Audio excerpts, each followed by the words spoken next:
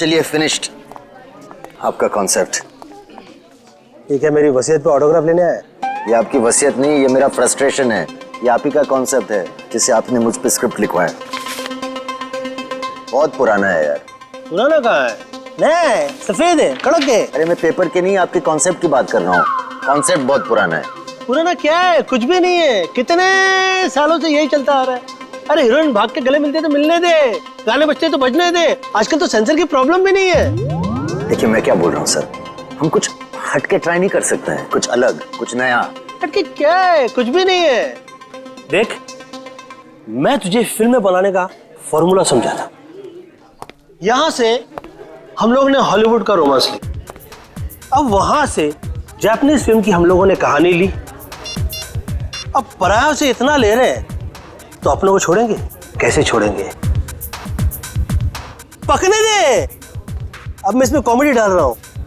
ये कॉमेडी, ये कॉमेडी, ये कॉमेडी। एनीवे देखिए सर, मैं बहुत डिप्रेस्ड हूँ। मेरा अभी अभी ब्रेकअप हुआ है, मेरा दिल टूटा हुआ है। मैं आपकी कॉमेडी फिल्म नहीं लिख सकता हूँ। तो दिल टूटा है ना, पेन कहाँ टूटा है? मैं तुझे आइडिया देता हूँ। एक विलन वहां से चल के यहां आके और एग्रीमेंट पे साइन करने के लिए कहता है, सामने वाली पार्टी तैयार नहीं।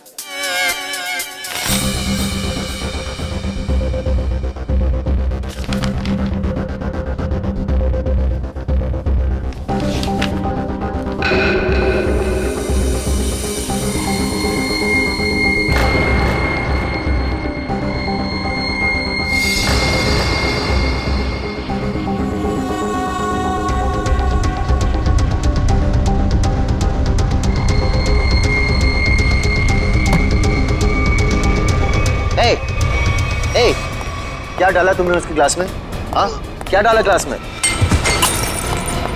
रुको।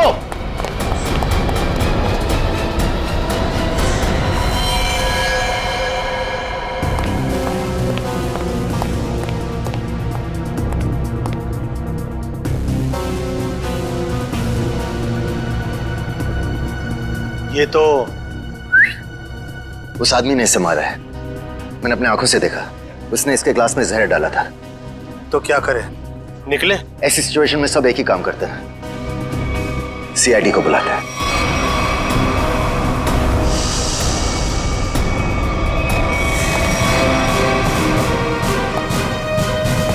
Yes sir. सर मैंने ही फोन किया था। Mister UD. यस। आपके और अरमान जी के सामने मारा है? मुझे पता नहीं, इन्होंने देखा है। इन्होंने देखा। इन्होंने? मिस्टर यूडी, हमने सुना है कि आप कहानी वगैरह भी लिखते हैं। जी सही सुना आपने। मैं कहानियां लिखता हूँ लेकिन आइडियाज ये देते हैं। ये वाला मेरा नहीं था। क्या हुआ? नहीं, कचरा है। मिस्टर यूडी, आपने इस आदमी का खून होते हुए देखा? जी, उस लड़के ने इनके जूस में कुछ मिलाया था। ये लैपटॉप? उसी का है, छोड़ के भाग गया। भागते चोर की लंगोटी छोड़ गया? मतलब चोर निकल लिया, लंगोटी छोड़ गया। इसमें तो कुछ भी नहीं, खाली। कमाल है, हिम्मत तो देखो उसकी। इतने लोगों के सामने जूस में जहर मिला के मार डाला इसे, और फिर यहाँ से भाग भी गया। सर मैंने उसे पकड़ने की कोशिश की लेकिन वो। अरे राइटर पेन पकड़ सकते हैं, मुजरिम नहीं। छोड़िए, हम लोग निकले। हाँ, आप लोग जा सकते हैं, मगर जरूरत पड़ी तो आप दोनों को फिर मिलना पड़ेगा। मेरी तो नहीं पड़ेगी, शायद इनकी पड़ जाए। राइटर है, लिख के देगा। कर ली। सर, हम लोग यूडी जी का फोन नंबर और एड्रेस लेके आते हैं। अरमान जी, अरमान जी, हाँ, अरमान जी, आप तो रियल लाइफ में भी स्टार है। मैं आपका बहुत बड़ा दीवाना हूँ। वो तो आपकी एज से नजर आ रहा है। मैं बचपन से आपकी फिल्में देखते आ रहा हूँ। तो फिल्में डिस्कस कीजिए ना, एज क्यों डिस्कस करना है? कितने बढ़िया डांस करते हैं आप। Thank you so much. देखिए, यहाँ पे कोई मर गया है और आपको इनकी डांस की पड़ी हुई है। अरमान जी, ये कौन है? इन्होंने मेरी फिल्म लिखी है, ये यूडी है। ओह, फिल्म आपने लिखी है? जी। Very good very good. अरे फिल्मों में गाने वाने डाले हैं कि नहीं? Of course. मुझे बहुत सारे गाने चाहिए। सर का डांस हमें बहुत पसंद है सर। हाँ, अरमान जी, अगर आपको क्राइम फिल्म में किसी जांबाज पुलिस ऑफिसर की जरूरत पड़ेगी ना तो मुझे बुला लेना। मुझे अच्छा डांस करना भी आता है। दिखाओ दिखाओ। अरे जो देखा ना वो काफी है। हम निकले। अरे कहाँ जा रहे हैं आप? अरमान जी, वैसे आप यहाँ क्यों आए थे? हम लोग एक फिल्म हैप्पी एंडिंग के प्रमोशन के लिए आए थे जो कि 21 नवंबर को रिलीज हो रही है। सुपरहिट फिल्म है, कॉमेडी है, धमाल है, बेमिसाल है। अपने परिवार के साथ देखना जरूर देखूंगा। मैं अपनी वाइफ को साथ में लेके जाऊंगा और स्क्रीन के सामने डांस भी करूंगा। आप सीआईडी है ना? हाँ, आपको कोई शक है क्या? नहीं, हमारी तरफ से आप सबको शुक्रिया। आपकी वजह से हम सब सेफ हैं। वो तो है। निकले चले। अरे एक सेकंड जरा बताइए ना कि अगली बार आपसे कब मिलेंगे? 21 नवंबर को अपनी नजदीकी थिएटर में। आपका फोन नंबर और एड्रेस चाहिए था। This is my card. Best luck for your film. Thank you so much. Best luck sir. Thank you so much. कर लिए।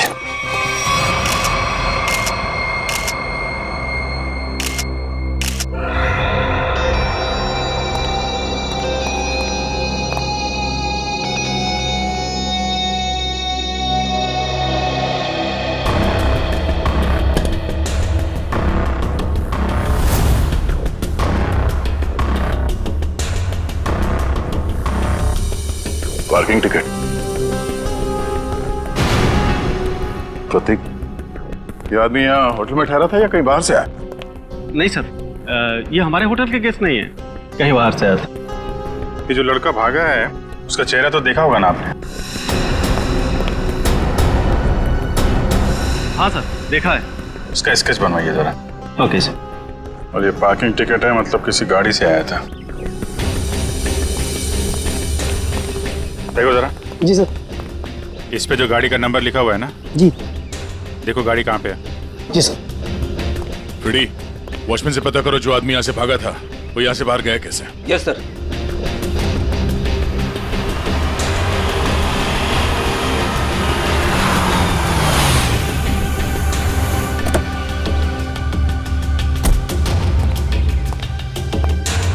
मिस्टर प्रतीक को तुम लाए थे? जी सर। कहाँ से आया था वो? होटल क्राउन रूट से। खार में है साहब। वो कहीं बाहर से आकर वहाँ रुके थे। सर, वॉचमैन ने बताया कि वो लड़का आया तो स्कूटर से था, मगर जाते समय बाउंड्री वॉल कूद के भाग गया। तब तो स्कूटर अभी भी यहीं पे होगा।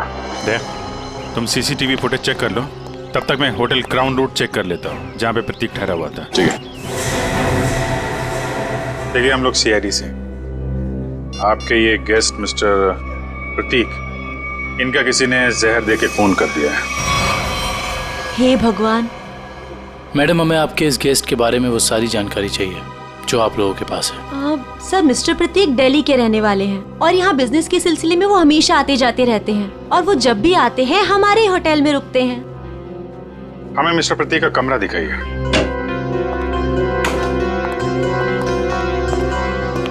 कमरा चेक कर लो जरा।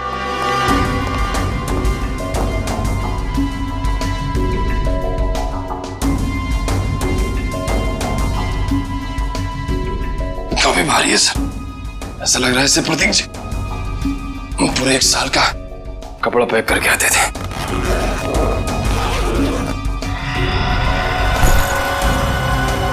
बैग तो खाली है।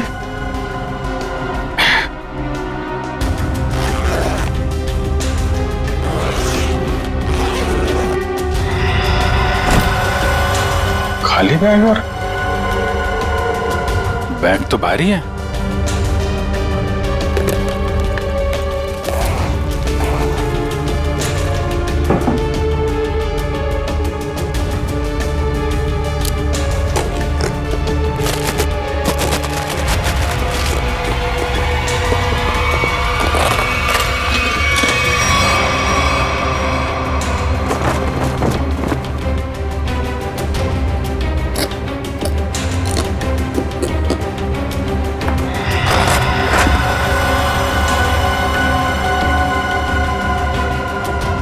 बैग में पैसे छुपा के रखा है।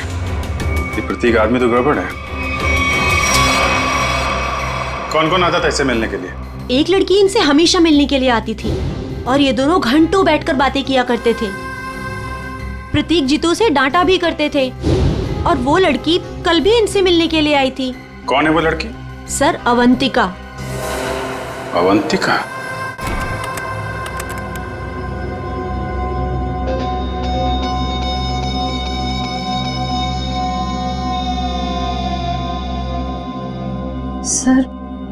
सर वो स्कूटर काफी देर से वहीं पर है। हाँ श्रेया, ये स्कूटर खूनी का हो सकता है। बजा, जरा इस फुटेज को और पीछे से प्ले करना।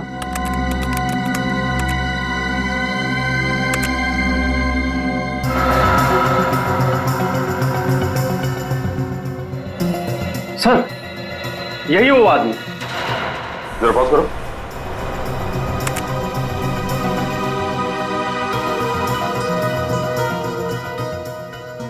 सर, ये तो वही आदमी है। हाँ श्रेया, स्कूटर का नंबर लेकर आरटीओ से पता करो ये स्कूटर किसके नाम से रजिस्टर्ड है और उसका एड्रेस है क्या। तो आप दोनों साथ में रहते हो और वो यहाँ काम करता है? यस सर, यही काम करता है Ketan. Hello sir, welcome. Ma'am, हम लोग सीआईडी से और एक जांच के सिलसिले में यहाँ आए हैं। ये आदमी केतन यहाँ पे वेटर है ना? हाँ सर, ये तो केतन ही है। इस केतन ने एक आदमी को जहर देके मार डाला और अब फरार है। इसी की तलाश में हम लोग यहाँ पर आए हैं। लेकिन सर, ये तो काम छोड़कर जा चुका है यहाँ से। पर केतन किसी का खून नहीं कर सकता। एक मिनट, वो कुछ दिन पहले काम छोड़ चुका है? हाँ मैम, ये एक दिन ड्यूटी के बीच में से ही चला गया था और फिर लौटकर आज तक नहीं आया। कहाँ चला गया वो? सर, एक लड़की थी, मतलब शायद है, उसके साथ गया था वो। कौन लड़की? सर, एक कस्टमर थी हमारी। करीब 1 महीने पहले से उसने हमारे कॉफी शॉप में आना शुरू किया था। वो रोज आती थी।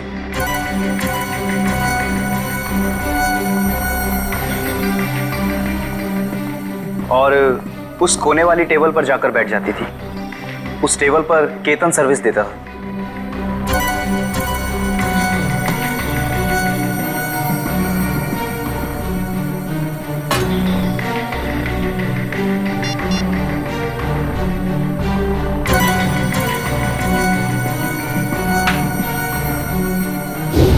सर, केतन ने उसका नाम भी बताया था हमको।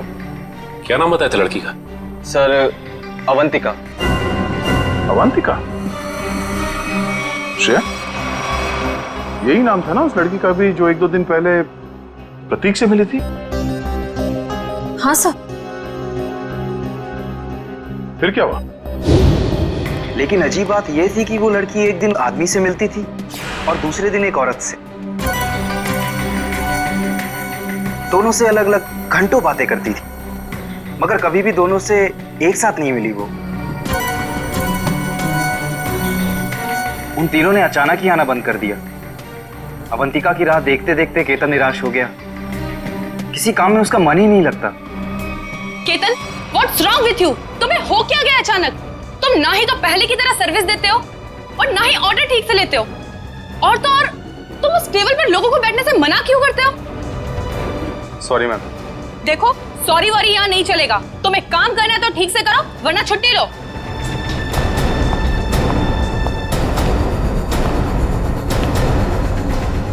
यार, अपने दिमाग से उसका ख्याल निकाल यार। अवंतिका ने वो टेबल खरीद नहीं लिया है, ना ही हमेशा के लिए रिजर्व किया है। यार, एक कस्टमर थी, अब नहीं है। बस नहीं यार, मैं उसे भूल नहीं पा रहा हूँ। उसने कुछ बताया भी नहीं और अचानक से गायब हो गई।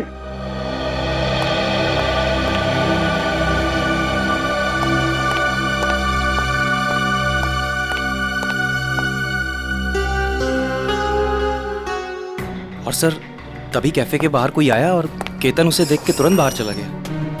क्या हालत क्या बना रखी है तुमने? शायद वो अवंतिका ही थी, शॉल से अपना चेहरा छुपाए हुए। और केतन सब कुछ छोड़कर उसके पीछे भाग गया। अच्छा, उस आदमी और औरत के बारे में आप लोग कुछ बता सकते हैं जो अवंतिका से मिलने आते थे? नहीं सर, उनके बारे में हम कुछ नहीं जानते। देखिए, हमें इस कॉफी शॉप के अंदर की बाहर की सारी सीसीटीवी फुटेज चाहिए जब से अवंतिका यहाँ आती थी। श्योर मैम, मैं अरेंज करवाती हूँ।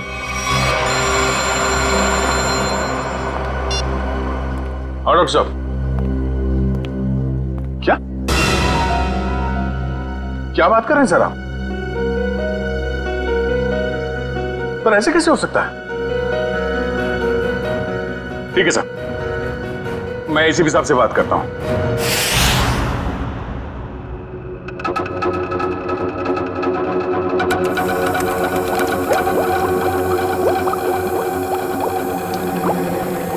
अरे आप ये क्या कह रहे हैं डॉक्टर साहब?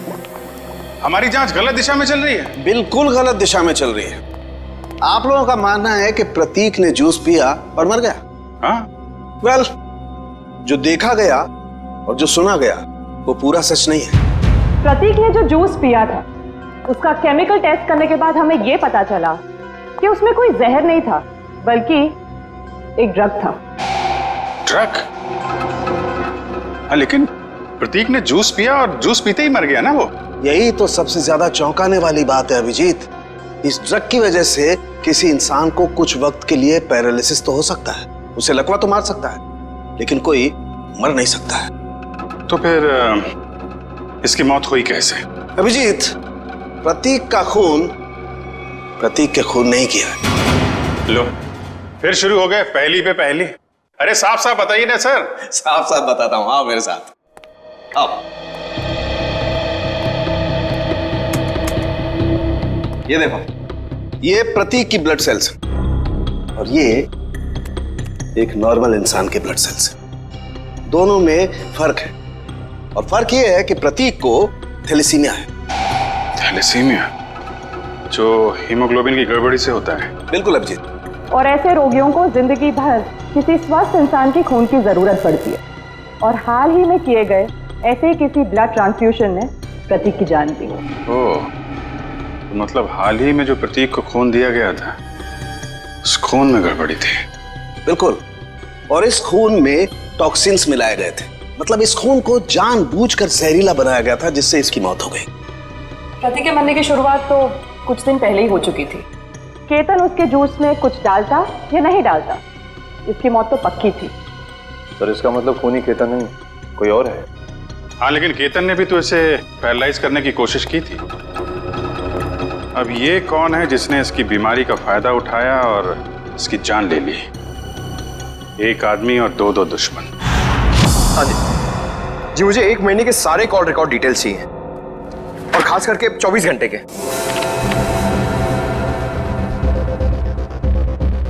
केतन का फोन आखिरी बार जामवार में ट्रेस हुआ था सर। जामवार? तो ये केतन मुंबई से बाहर निकल चुका है? हाँ सर, और सर उसके कॉल रिकॉर्ड्स।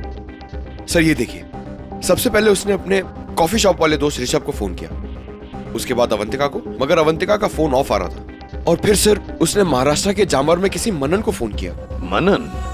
अभिजीत, मतलब इस केतन को जामवार से उठाना पड़ेगा, वही बताएगा अवंतिका कहाँ छुप कर बैठी है। और फिर ये भी पता लगाना चाहिए इन दोनों का क्या संबंध है उस कॉफी शॉप वाले औरत और आदमी के साथ। सर, अवंतिका का तो पता नहीं, लेकिन हम उस आदमी और उस औरत तक पहुंच सकते हैं जिनसे वो कॉफी शॉप में अलग अलग मिलती थी। ये देखिए सर।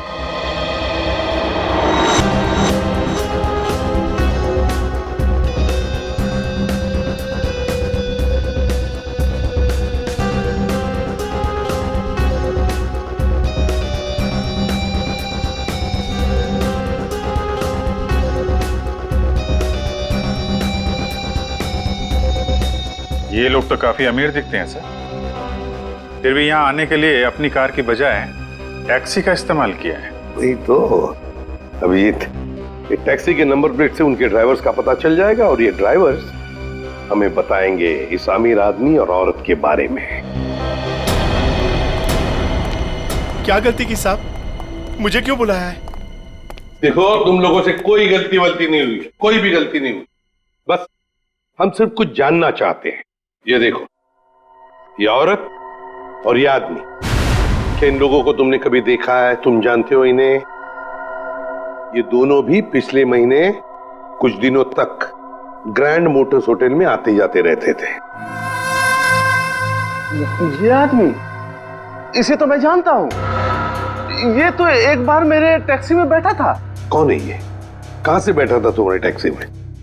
कौन है ये साहब, मैं नहीं जानता हूँ, लेकिन पिछले महीने जुहू सर्कल पे एक कॉलोनी से इसे मैंने उठाया था सुबह सुबह। इसके पास 1000 रुपया था साहब। मेरा भाड़ा 390 रुपया था। मैंने इसे 600 रुपया वापस कर दिया, लेकिन ये 20 मिनट तक 10 रुपए के लिए बकबक करता रहा। फिर बाद में मैंने साहब इससे 10 रुपया लेके उसको दिया था। हाँ सर, याद है। अभी तक इसने 10 रुपए दिए भी नहीं मुझे। कुछ बता सकते हो ये जुहू में कहाँ रहता है? ये तो मालूम नहीं है साहब, लेकिन जाते जाते इसने कहा था कि मेरा तो इधर रोज का आना जाना है। अगर ऐसे ही मैं 10-10 रुपए डेली छोड़ता जाऊं तो महीने का 300 रुपया हो जाएगा। पैसे वाला आदमी था साहब, लेकिन 10 रुपया के लिए बहुत चिक-चिक किया साहब, बहुत चिक-चिक किया एकदम। ठीक है, चलो हमारे साथ।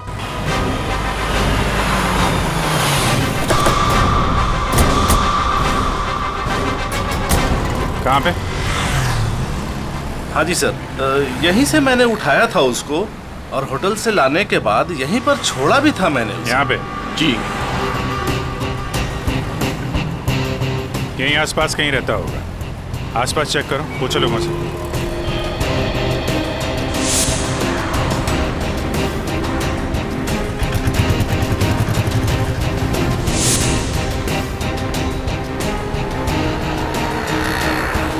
अरे भाई साहब, जरा देखना इस आदमी को पहचानते हैं क्या आप?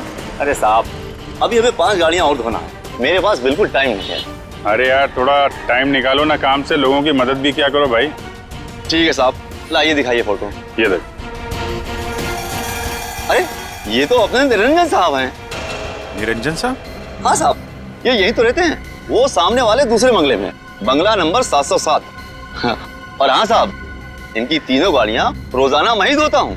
अच्छा, थैंक यू वेरी मच। 707 ना? जी हाँ, 707। Thank you.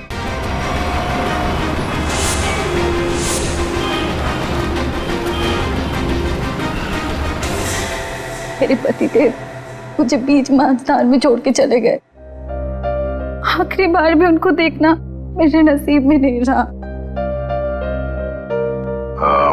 श्रुति जी, आपके साथ जो कुछ भी हुआ बहुत बुरा हुआ, इस बात का दुख है हमें, लेकिन आपसे कुछ जानकारी चाहिए थी। जी पूछिए। प्रीति जी, हमें आपके पति के सूटकेस में छुपा कर रखे गए 15 लाख रुपए मिले हैं। आपको कुछ पता है इन पैसों के बारे में?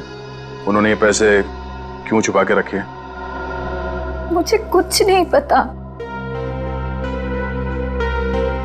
ठीक है, कोई बात नहीं, हम पता लगा लेंगे। क्या हम उनका कमरा देख सकते हैं? जी उधर। अच्छा। सरस्वती जी, आप इन दोनों में से किसी को पहचानती हैं? जी नहीं।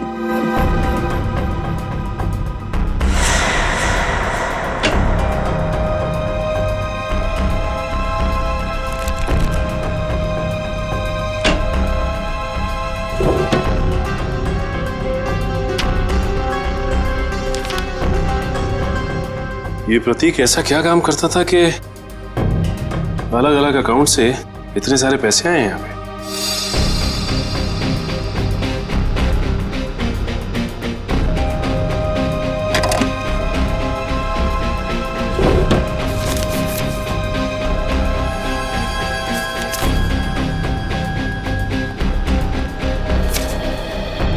सीडी?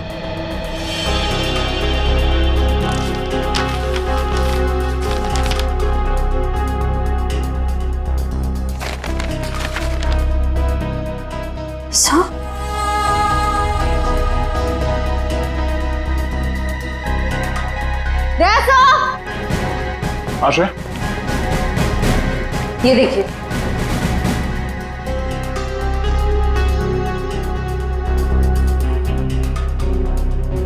बच्चों की तस्वीरें, पैसों के आंकड़े। प्रतीक करता क्या था? सचिन, एक काम करो, ये सब मुंबई भेज दो ब्यूरो में। श्रुति जी, आपसे एक और सवाल करनी थी। क्या आपको यह बात मालूम थी कि आपके पति को थैलेसीमिया नाम की बीमारी थी? जी हाँ।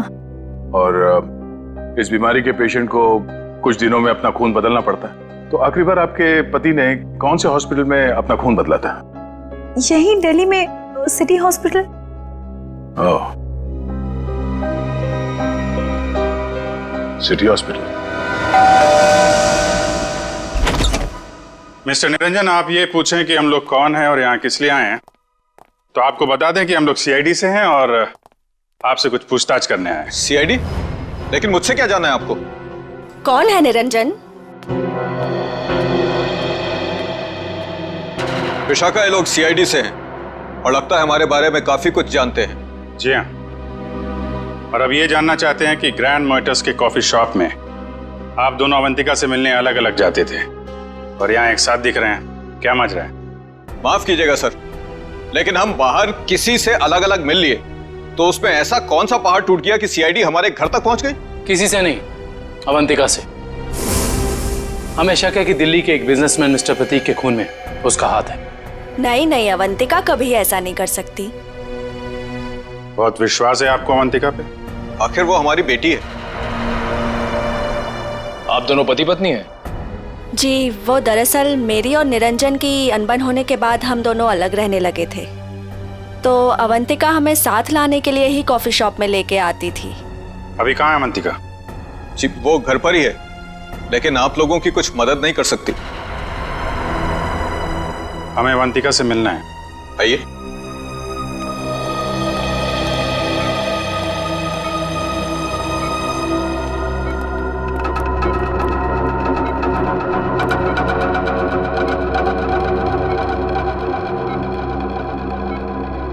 क्या हुआ इसे? सीढ़ियों से गिर गई थी, सिर में चोट लगी है, तब से कोमा में है। डॉक्टर्स ने कहा है कि कुछ महीनों में इसे होश आ जाएगा, इसीलिए इसे हम घर ले आए और घर से ही सारा ट्रीटमेंट चला रहे हैं। नर्स मिशा इसकी देखभाल के लिए पूरे दिन घर पर ही रहती है। मिशा, कैसी हालत है अवंतिका की? सर, अभी तो कुछ कह ही नहीं सकते कि इन्हें कब होश आएगा। अब तो अवंतिका में सिर्फ जान बची है, मगर शरीर और दिमाग पूरी तरह नाकाम है। अब इस केतन को ढूंढना ही पड़ेगा।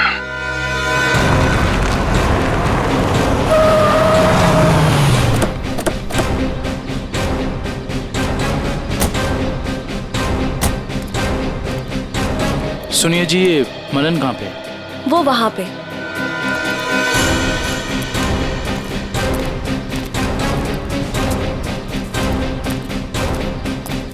ये मनन। हाँ जी, आप कौन? जरा केतन को बुलाओ, उससे मिलना है। कौन केतन? यहाँ कोई केतन नहीं रहता। देखो, केतन ने तुम्हें आखिरी फोन किया था, इसलिए तुम्हारे तक पहुंचे हैं। अब अगर झूठ बोलोगे तो तुम्हें भी साथ में ले जाएंगे। कहाँ ले जाएंगे? वहीं जहाँ बिगड़े हुए लोग ठीक किए जाते हैं, मुजरिमों की मरम्मत की जाती है। अगर केतन यहाँ पे निकला तो उसको छुपाने के गुनाह में तुम्हारी भी मरम्मत हो जाएगी, समझे तुम? नहीं नहीं साहब, ऐसा मत कीजिए। वो अंदर छुपा है, उसके चक्कर में मैं नहीं फंसना चाहता।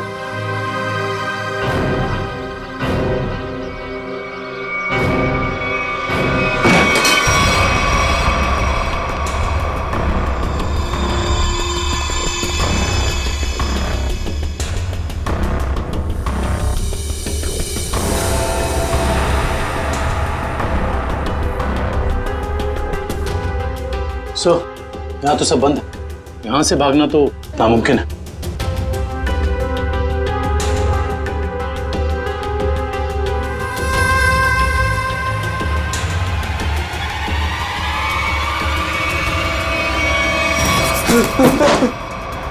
आगे बता रहा, आगे बता रहा साहब, मैंने सब बातें सुन ली आपकी। अगर आप आगे आए तो मैं खुद को मारूंगा साहब। अरे वाह, वहां दिन दहाड़े होटल में जूस में ड्रग मिला के आदमी को मारने की हिम्मत है तुम में। अरे यहाँ इतने डर गए हो कि खुदकुशी कर रहे हो? नहीं साहब, मैंने नहीं मारा साहब, मैंने उसे नहीं मारा। उसने कहा था उस दवा से प्रतीक कुछ दिनों के लिए कुछ भी नहीं कर पाएगा, पैरालिसिस हो जाएगा उसे। हाँ, ये तो तुम सही कह रहे हो। अब ये भी सही सही बता दो कि किसने कहा था। देखो केतन, अगर कातिल को पकड़वाने में तुमने हमारी मदद की तो तुम्हारी सजा कम भी हो सकती है, हैं?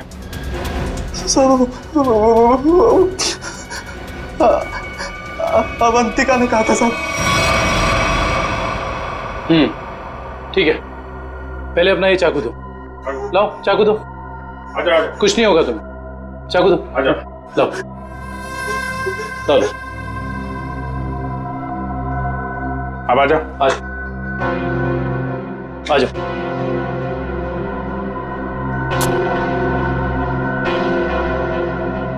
तो अवंतिका ने कहा और तुमने कर दिया।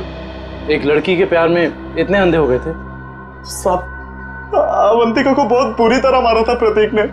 मुझसे उसका दुख देखा नहीं गया, इसलिए उसकी मदद करने का फैसला कर लिया साहब, और नौकरी की परवाह किए बिना उसके साथ निकल गया साहब। देखो केतन, मुझे पता है कि तुम मुझे बहुत पसंद करते हो, पर इस वक्त मैं बहुत अकेले हूँ और सिर्फ तुम ही मेरी मदद कर सकते हो। प्लीज मना मत करना। प्लीज आप रोइए मत, मुझे बताइए क्या कर सकता हूँ मैं आपके लिए। एक आदमी है प्रतीक, मुझे उसके चंगुल से बचा लो, वरना तुम इस अवंतिका को हमेशा के लिए खो दोगे। मैं आपको कुछ नहीं होने दूंगा। ये रहे मेरे पापा के जायदाद के कागजात, इसे प्रतीक को दे देना, और इसे भी। से प्रतीक जूस पीते नीचे गिर पड़ा तो मुझे लगा अवंतिका ने मेरे हाथों से जहर दिलवाकर मरवा दिया साहब। मैं डर गया साहब, मैं डर के वहां से भाग गया साहब। उसके बाद अवंतिका ने कभी मेरा फोन नहीं उठाया साहब, नहीं मुझे कभी फोन किया। अवंतिका ने धोखा दिया साहब मुझे।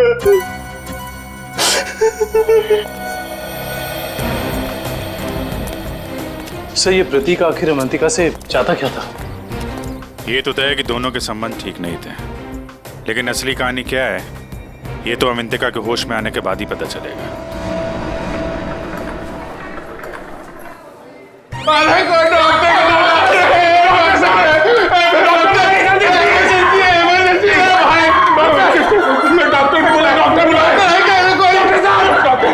मेरा भाई मर जाएगा, मेरे भाई को बचाओ। क्या हुआ? मेरा भाई, वो प्रतीक भैया वो मर जाएंगे, उसे बचा लीजिए, डॉक्टर को बुलाइए प्लीज प्लीज। मेरा भाई।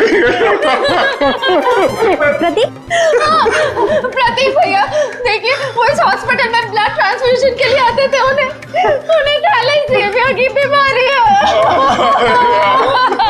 हाँ प्रतीक, कैसे है वो? अब तक तो बिल्कुल ठीक थे, अचानक चक्कर आ रहा है उनको, और पता नहीं कुछ और क्या हो रहा भैया, सांस लेने में तकलीफ हो रही है। प्लीज डॉक्टर बुलाइए ना, उसी डॉक्टर को जिसने इलाज किया उसका। अच्छा रुकिए, मैं बुलाती हूँ। Please doctor.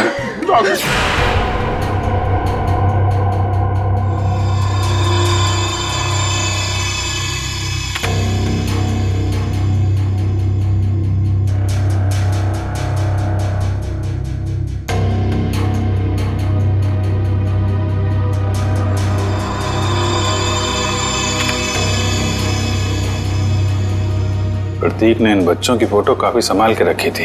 सर, प्रतीक ने ऐसा किया क्यों होगा? कुछ तो खास है इन बच्चों में, वरना इतने सारे बच्चों की फोटो हैं छुपा के नहीं रखता वो। सर, वो पेशेंट प्रतीक, उसके रिश्तेदार आए हैं, उसकी तबीयत खराब है, वो आपसे फिर से इलाज कराना चाहते हैं। सर, इन सारे बच्चों के बारे में बहुत ही खास बात पता चली है। वो क्या? सर, ये सारे बच्चे 1997 और 2001 के बीच गायब हो गए थे।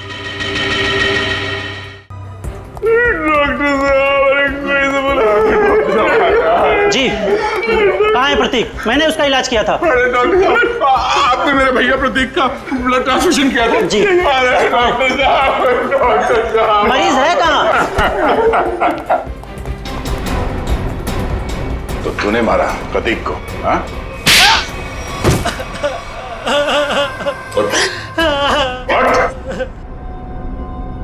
कौन है आप लोग? सीआईडी। अब फटाफट बकना शुरू कर, वरना बताता हूँ। मेरे पास एक आदमी का फोन आया था। उसने मुझसे कहा प्रतीक को जहर मिला हुआ खून देना है जिससे वो मर जाए। इसलिए मैं। शर्म नहीं आती तुम्हें? एक डॉक्टर होके तुमने मरीज का खून किया। सॉरी, वो गलती हो गई। उस आदमी ने कहा था कि मिशा नाम की औरत आएगी और इस काम के बदले अच्छा खासा रकम देगी, तो मैं लालच में आ गया। ओह, मिशा। नर्स मिशा इसकी देखभाल के लिए पूरे दिन घर पर ही रहती है। ओह नो, ये मिशा अभी अवंतिका की देखभाल कर रही है। चलो।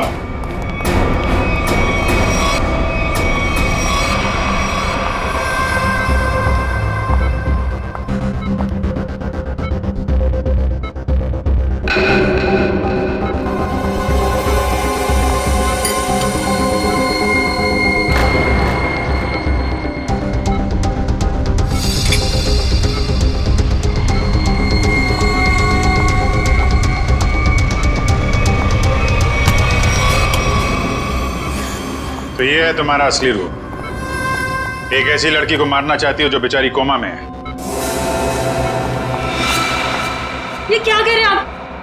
मैं तो बस विटामिन का इंजेक्शन दे रही थी। विटामिन का इंजेक्शन है? आप भी काफी कमजोर दिख रही हैं। इनको लगा दो विटामिन का इंजेक्शन। निखिल जरा हेल्प करो। हाथ जरा। चल हाथ दे। नहीं नहीं, मुझे इंजेक्शन मत दो। नहीं, छोड़ो मुझे। विटामिन का एक नहीं नहीं, इसमें जहर है। छोड़ो मुझे, जहर है इसमें। सीआईडी इतनी रात को मेरे घर में? अरे ये देखिए ना, ये मिशा आपकी बेटी अवंतिका को जहर का इंजेक्शन लगा के मारना चाहती है।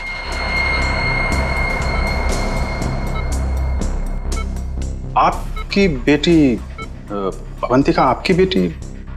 सही कह रहा हूं ना मैं? क्या क्या मतलब है आपका? Thank you very much sir. ये तो कंफर्म हो गया। प्रतीक के घर से मिले डीवीडी में जो अमीर लोगों के नाम मिले थे वो खोए हुए बच्चों के पेरेंट्स ही हैं सर। और ये जो नाम के आगे करोड़ों के आंकड़े लिखे हैं ये उनकी संपत्ति के डिटेल्स हैं। तो फिर अभिजीत, ये प्रतीक इस लिस्ट को लेकर क्या कर रहा है? पूरी काम करो, पेरेंट्स की लिस्ट में से किसी भी एक पेरेंट को फोन लगा अभी। सर।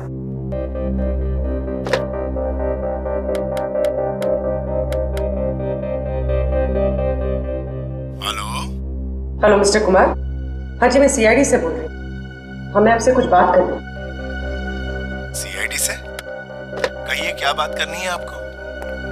मिस्टर कुमार, मैं इंस्पेक्टर अभिजीत सीआईडी से। हम आपके खोए हुए बेटे सोहम के बारे में कुछ पूछना चाहते हैं, जो दिसंबर 1998 में गायब हुआ था जब वो 7 साल का था। माफ कीजिएगा, हम आपके पुराने घाव को ताजा कर रहे हैं, पर क्या उसके बाद से सोहम के बारे में आपको कुछ पता चला? कोई चीज, कोई बातचीत? पता नहीं आप लोग ये क्यों पूछ रहे हैं, मगर 3 महीने पहले एक लड़का सोहम होने का दावा कर रहा था, पर वो जालसाज निकला। मेरे 6 करोड़ लेके भाग गया।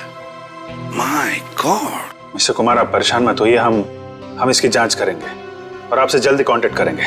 ठीक है। Thank you very much. Thank you. Sir, कहीं अवंतिका भी ऐसे कैरेक्टर तो नहीं? हो सकता है। हमें सब कुछ पता चल चुका निरंजन जी।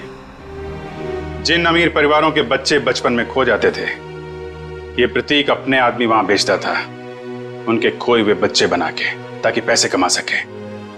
उसके घर से हमें आपका नाम मिला है। आपकी बेटी अवंतिका 9 साल की उम्र में खो गई थी, उसके बाद कभी नहीं मिली। ठीक कह रहा हूं मैं?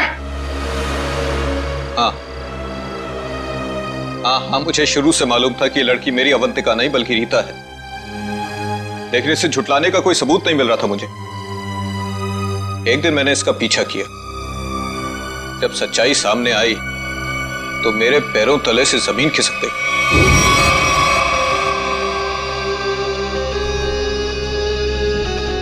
पागल हो गई हो तुम? अरे ये हमारा बिजनेस है रीता। हम उन अमीर लोगों को लूटते हैं जिनके बच्चे उनसे काफी पहले बिछड़ चुके हैं। कुछ देर के लिए नकली सही, लेकिन उनको उनका बच्चा तो मिल जाता है ना, और हमें उनकी दौलत। प्रतीक जी मुझे माफ कर दीजिए, मुझसे अब और ये नाटक नहीं होगा। कैसे नहीं हो सकता? 55 करोड़ रुपए का प्लान है। इस तरह अगर तुम बीच में छोड़ के चली गई तो अरे किए कराए पर पानी फिर जाएगा। समझने की कोशिश कीजिए प्रतीक जी, उस निरंजन को मुझ पर शक हो गया है, और इस तरह कब तक मैं उनकी बीवी विशाखा को बेवकूफ बनाती रहूंगी। अगर उस निरंजन ने डीएनए टेस्ट करवा दिया तो मैं तो सीधा जेल में चली जाऊंगी। कुछ नहीं होगा, तुम बस निरंजन से पैसे निकलवाना शुरू तो करो। जैसे ही तुम सारे पैसे मेरे हवाले कर दोगी वैसे ही मैं तुम्हें आजाद कर दूंगा। प्रतीक जी मैं फंस जाऊंगी। मेरे अगले ट्रिप तक अगर तुमने मुझे 15 लाख रुपए निरंजन से लाकर नहीं दिए ना, तो इस बार भी तुम मेरे हाथों बहुत बुरी तरह मार खाओगी, समझे तुम? मेरी भावनाओं के साथ खिलवाड़ किया था प्रतीक और रीता ने। मुझे लूट कर बर्बाद करना चाहते थे। मैंने इस ईशा की मदद से दिल्ली के उस डॉक्टर को खरीदा और प्रतीक को जहरीला खून चढ़वा दिया, और इस अवंतिका को खुद सीढ़ियों से धक्का दिया। वो मरी तो नहीं, लेकिन कोमा में चली गई। आपके साथ जो हुआ बहुत बुरा हुआ, लेकिन आप कानून की मदद लेने के बजाय खुद मुजरिम बन गए। अब आपको और इस मिशा को जेल जाना होगा अपने गुनाहों की सजा भुगतने।